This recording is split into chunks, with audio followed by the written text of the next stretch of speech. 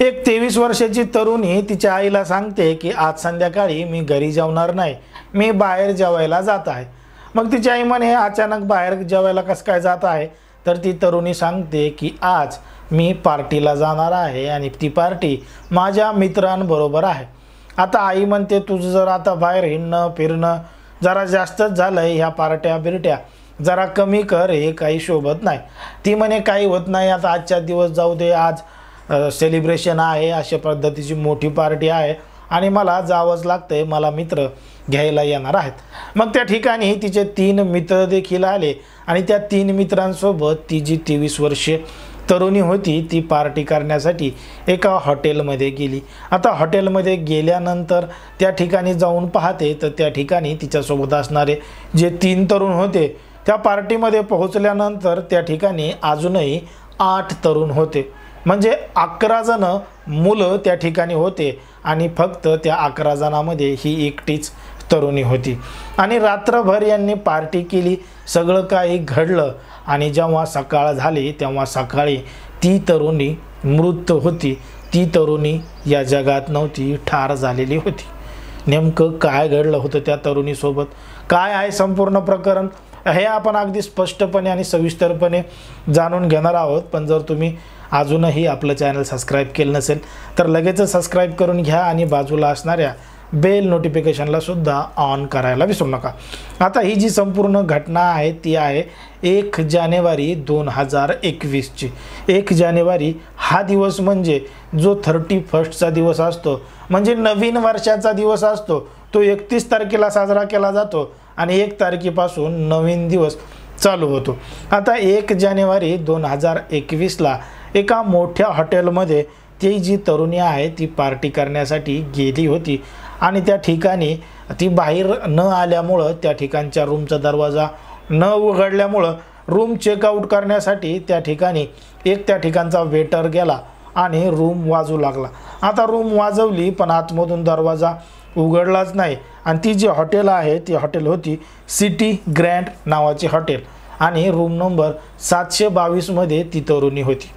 आता त्या रूमचा दरवाजा वाजवला, आतमधून दार उघडलं नाही। मग त्या वेटरनं त्या हेल्परनं खाली जाऊन सांगितलं की ते दरवाजा आतून लॉक आहे, आतमधून कोणीही उघडत नाही। मग त्यांच्याकडे जी असणारी मास्टर की आहे ती मास्टर की आणून तो दरवाजा उघडण्यात आला आणि आतमध्ये पाहिलं तेव्हा ती जी तरुणी होती ती मृत अवस्थेत होती, ती त्या ठिकाणी पडलेली होती आणि तिच्या अंगावरती कपडे सुद्धा नव्हते। आता हे सगळं पाहून त्या ठिकाणचा असणारा जो वेटर होता, हेल्पर होता, तो जोरजोरात आरडला वरडला आणि त्या लोक बी ते सगळं पाहून त्यांना शॉक बसला की अशा पद्धतीनं कसं काय झालं म्हणून। आता त्या हॉटेल चालकाने तात्काळ त्या ठिकाणी असणाऱ्या पोलीस स्टेशनमध्ये फोन केला। घटनास्थळी पोलीस आले, पोलिसांनी पंचनामा करायचं ठरवलं आणि जेव्हा पोलिसांनी त्या तरुणीला पाहिलं तेव्हा ती एकदम निअवस्थित होती, तिच्या अंगावर कुठल्याही प्रकारचे कपडे नव्हते आणि तिच्या अंगावर काही ठिकाणी अशा थोड्याफार जखमासुद्धा झालेल्या, म्हणजे किसिंग वगैरे घेतलेले सुद्धा तिच्या अंगावर असं काही आढळून आलं आणि त्यामुळं पोलिसांना वाटलं की या जी तरुणी आहे हिच्यासोबत जबरदस्ती झाली आहे, हिच्यासोबत नको ते कृत्य झालं आहे। मग पोलिसांनी तो मृतदेह ताब्यात घेतला, पोस्टमॉर्टमसाठी पाठवला आणि त्यांची जी तरुणी होती तिच्या घरच्यांना सुद्धा या संपूर्ण घटनेची कल्पना दिली आणि हे सगळं ऐकून तिच्या घरची जी आई होती आणि तिचे जे लहान भाऊ होते हे सुद्धा आरडू लागले, वरडू लागले घटनास्थळी आल्यानंतर। पण पोलिसांनी तो मृतदेह ताब्यात घेऊन तिची ओळख त्या घरच्यांना पटवून दिल्यानंतर पोस्टमॉर्टमसाठी पाठवला आणि तपासाला सुरुवात केली। मग तपासाला सुरुवात केली तेव्हा सगळ्यात पहिले त्या हॉटेलमध्ये लावलेले जे CCTV कॅमेरे होते, म्हणजे रूमच्या बाहेरचे जे कॅमेरे होते ते कॅमेरे तपासण्यात आले तेव्हा त्यांना सरळ दिसलं की ही तरुणी ज्या रूममध्ये होती त्या रूममध्ये काही तरुण यायचे, आतमध्ये जायचे, काही वेळ थांबायचे आणि तिथून वापस जायचे। म्हणजे हिच्यासोबत असणारे जे 11 तरुण होते ते बाजूच्या इकडच्या एका रूममध्ये आणि इकडच्या एका रूममध्ये थांबले होते आणि ही तरुणी एकटीच ह्या रूममध्ये थांबली होती। पण संध्याकाळी सेलिब्रेशन करताना काही जण यायचे, हिच्या रूममध्ये जायचे, वापस यायचे, ही तरुण त्यांच्यासोबत जायची, वापस यायची, असं सगळ्या पद्धतीनं CCTV फुटेजमध्ये आढळलं होतं। मग पोलिसांनी जेव्हा या 11 आरोपींचा शोध घ्यायचं ठरवलं त्या CCTV फुटेजवरून आणि त्यांचे जे काय नाव रजिस्टर केले होते हॉटेलच्या रजिस्टरवर, त्याच्या तपासावरून पोलिसांनी त्यांचा तपास करायला सुरुवात केली। जे 3 आरोपी होते जे तिला घरी घ्यायला गेले होते त्या 3 आरोपींची ओळख त्या तरुणीच्या आईनं सुद्धा सांगितली होती आणि त्या तरुणीच्या आईनं ओळख सांगितल्यानंतर त्या 3 आरोपींना ताब्यात घेण्यात आलं आणि ताब्यात घेतल्यानंतर त्यांची कसून चौकशी करण्यात आली। कसून चौकशी करण्यात आल्यानंतर त्यांनी अजून 8 लोकांचे नाव सांगितले आणि मग पोलिसांनी त्या 8 जे तरुण होते बाकीचे असे एकूण 11 तरुण ताब्यात घेतले।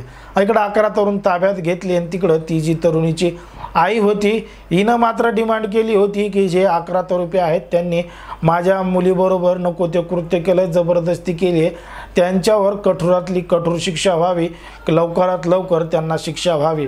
आणि त्या तरुणीसोबत जे घडलंय 11 तरुणांनी एका तरुणीसोबत जे कृत्य केलंय त्याच्यामुळं संपूर्ण परिसरामध्ये, राज्यामध्ये, देशामध्ये एक वातावरण तयार झालं होतं। तिच्यासाठी लोक रस्त्यावर सुद्धा उतरले होते आणि म्हणू लागले न्याय द्या, न्याय द्या, त्या तरुणीला न्याय द्या, किंवा सोशल मीडियावर हॅशटॅगमध्ये जस्टिक तिचं नाव पुढं टाकून असा सुद्धा ट्रेंड चालवला गेला होता आणि यामुळं पोलिसांवर एक मोठा दबाव आलेला होता। आता पोलिसांनी सगळी काही चार्जशीट दाखल केली पण मात्र पोलिसांकडे अजूनही जी ती तरुणी होती तिचा पोस्टमॉर्टमचा रिपोर्ट आलेला नव्हता आणि जेव्हा पोस्टमॉर्टमचा रिपोर्ट आला तेव्हा पोलिसांनाच एक मोठा धक्का बसला, कारण की त्या पोस्टमॉर्टम रिपोर्टमधून सिद्ध झालं होतं की ही जी तरुणी आहे त्या तरुणीसोबत कुठल्याही पद्धतीची जबरदस्ती किंवा तिच्यावर काही नको ते कृत्य तिच्यासोबत झालेलं नाही। मात्र प्रत्यक्षदर्शी तर असं वाटत होतं की हिच्यासोबत काहीतरी घडलंय। मग जी तरुणी आहे तिच्या आईनं आरोप केला की माझ्या मुलीचा जो पोस्टमॉर्टम झाला आहे तिचा रिपोर्ट बदलण्यात आला आहे आणि याच तरुणांनी तिच्यासोबत वाईट कृत्य केलंय, पोस्टमॉर्टमचा रिपोर्ट बदललेला आहे, म्हणून तिनं पुन्हा एकदा पोस्टमॉर्टम करावा म्हणून अशी मागणी केली आणि पुन्हा तक्रार दाखल केली की रिपोस्टमॉर्टम करा, तेव्हा कुठं सत्यता समोर येईल। इकडं मात्र रिपोस्टमॉर्टमची तयारी सुरू झाली, पुन्हा रिपोर्ट येणार होता, सगळ्या काही गोष्टी होणार होते आणि इकडे जे आरोपी आहेत ते पोलिसांच्या ताब्यात होते आणि त्यांना कोर्टासमोर हजर करायचं होतं। आता जेव्हा या सगळ्या आरोपींना कोर्टामध्ये हजर केलं, कोर्टामध्ये हजर केल्यानंतर सगळे काही जबाब नोंदवून घेण्यात आले, पोलिसांकडून सापडलेले जे पुरावे होते ते सादर करण्यात आले, पोस्टमॉर्टमचा रिपोर्ट सादर करण्यात आला आणि त्यामधून निष्पन्न झालं होतं की ती जी तरुणी होती त्या तरुणीला ब्रेनची बिमारी होती आणि तिनं जास्त ड्रिंक केली होती, जास्त नशा झाली होती आणि म्हणून तिचा मृत्यू झाला होता।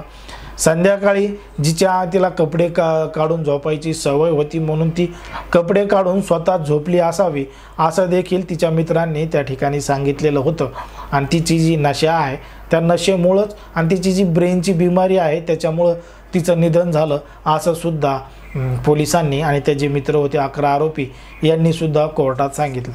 मग तरीसुद्धा कोर्टामध्ये त्यांचं काही म्हणणं ऐकून घेण्यात आलं नाही आणि त्यांना पुन्हा एकदा विचारलं तेव्हा त्या आरोपींनी जे सांगितलं ते ऐकून मात्र सगळ्याला धक्काच बसला, कारण की ते जे 11 मुलं होते, 11 तरुण होते त्यांनी कोर्टासमोर मान्य केलं की हे सगळं कृत्य आम्ही करूच शकत नाहीत, कारण की आम्हाला मुलीमध्ये इंटरेस्टच नाही, आम्हाला मुलामध्येच इंटरेस्ट आहे।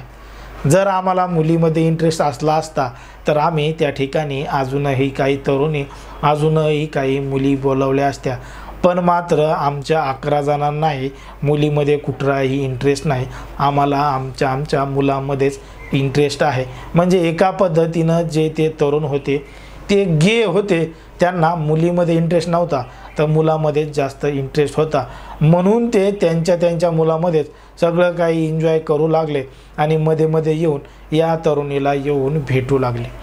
आता न्यायालयाने यावर काय निकाल द्यावा आणि या आरोपींचं काय करावं असाच प्रश्न पडला होता, पण तरीसुद्धा हे 11 आरोपी आहेत, हे खरं बोलतायत, खोटं बोलतायत, यांचीसुद्धा चाचणी केली जाणार आहे, त्यांचीसुद्धा वैद्यकीय तपासणी केली गेली आणि त्यामधून जे निष्पन्न होईल तेव्हा त्यांना सजा द्यायची का नाही द्यायची हे सुद्धा ठरवलं जाणार होतं. आणि तिकडं ती जी तरुणी होती तिच्या आईनं सुद्धा रिपोस्टमॉर्टमची याचिका दाखल केली होती. रिपोस्टमॉर्टम सुद्धा झाला आणि ते जे आरोपी आहेत त्यांची सुद्धा मेडिकल चाचणी झाली. पण मात्र दुसऱ्यांदा जे काही प्रकरण घडलं आहे ते मात्र समोर आलं नाही की त्या आरोपींना शिक्षा झाली का नाही झाली. पण त्या तरुणीच्या आईनं मात्र त्यांना कठोरातली कठोर शिक्षा द्या आणि त्यांनीच माझ्या मुलीची हत्या केली आहे असा आरोप केला आहे. पण मात्र अजून यावर कुठल्याही प्रकारची नवीन सुनावणी आलेली नाही. आणि ही जी संपूर्ण घटना आहे ती आपल्या देशातली नसून फिलिपिन्सची आहे. फिलिपिन्समधील मनिला नावाची एक राजधानी आहे आणि त्याच राजधानीमध्ये घडलेली ही संपूर्ण घटना आहे. आणि ती जी तरुणी आहे त्या तरुणीचं नाव आहे क्रिस्टीन डेकेरा. क्रिस्टीन डेकेरा ही एक एअर हॉस्टेस होती आणि अतिशय दिसायला सुद्धा सुंदर होती. एअर हॉस्टेसचं काम ती करायची आणि हे सगळं करत असताना तिची ओळख तिच्या या मैत्रासोबत झाली होती. घटना जरी दुसऱ्या देशातली असली तरीसुद्धा काळजाला भिडणारी आहे आणि कशा पद्धतीनं काय घडू शकतं हे आपल्याला या घटनेवरून सगळं काही लक्षात येतं. एकंदरीत या संपूर्ण विदेशातल्या गोष्टीबद्दल तुम्हाला काय वाटतं ते अगदी स्पष्टपणे कमेंटमध्ये सांगा. आणि अशाच पद्धतीचे नवनवीन व्हिडिओ पाहण्यासाठी आपल्या चॅनलला लगेच सबस्क्राईब करून घ्या. धन्यवाद.